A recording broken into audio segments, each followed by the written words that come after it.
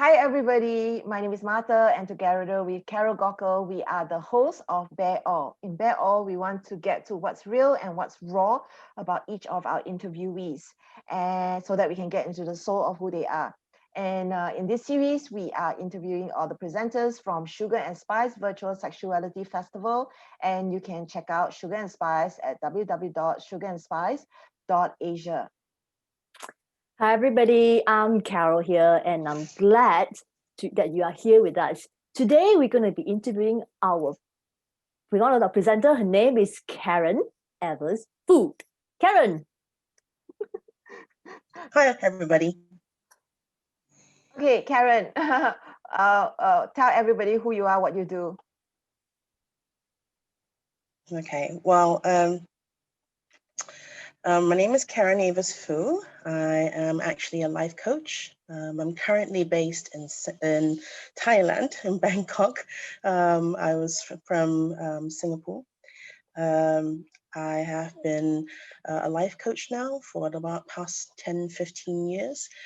Prior to that, I've been in the corporate world, working in different industries, predominantly in banking. I was in HR in various roles. However, I also had my own business where I did a lot of consulting work for large multinational companies too. Awesome, Karen. Why do you do what you do? Sorry? Why do you do what you do? Could you repeat that? Why do you do what you do? Why? Why do I do what I do? The reason why I do this work, life coaching work, is because I felt that there is a lot of life experiences that I've had that I'd like to share with others to help them ease through their challenges in life. I've also done a lot of self-work in order for myself to heal through various traumas and experiences in my life. And so I felt that those experiences and those things that I've learned to cope and deal with those experiences have been very, very useful. And I wanted to share that with others to help them ease their trauma, to ease their pain, and help them to get to where they want to go as well. So it's my wish to help as many people as possible. So what advice do you have for people out there who want to begin to embark on personal development, inner work? My advice would be to have a lot of courage to face your innermost demons, to be able to, or rather to be willing to face your deepest, darkest side to yourself.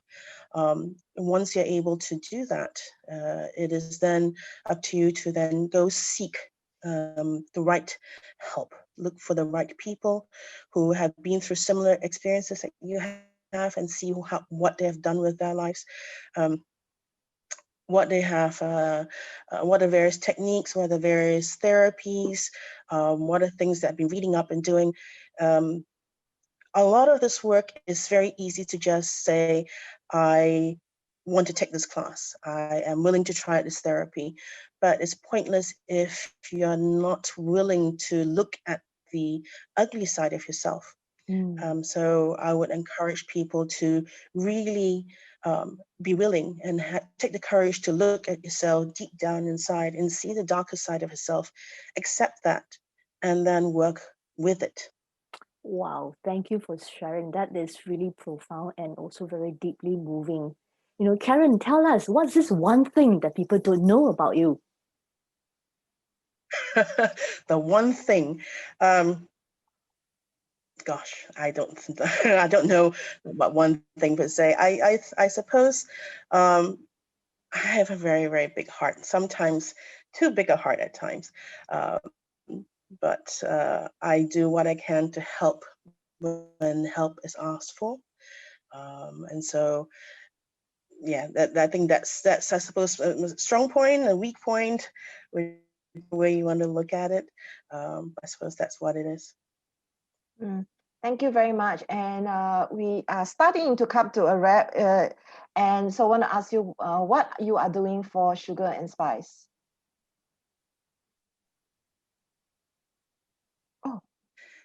For Sugar and Spice, I'll be part of the panel that will be talking about thriving after abuse within a marriage or relationship.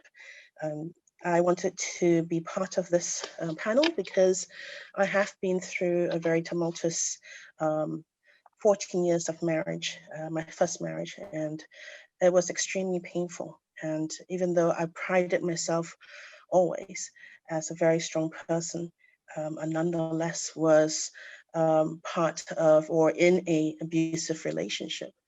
And so I wanted to share with others that abuse doesn't always seem to be very, very obvious. Many people go through lots of different kinds of abuse, and it's oftentimes not seen. And oftentimes this is such a taboo subject. Nobody really wants to talk about it, let alone admit that they have been in an abuse relationship.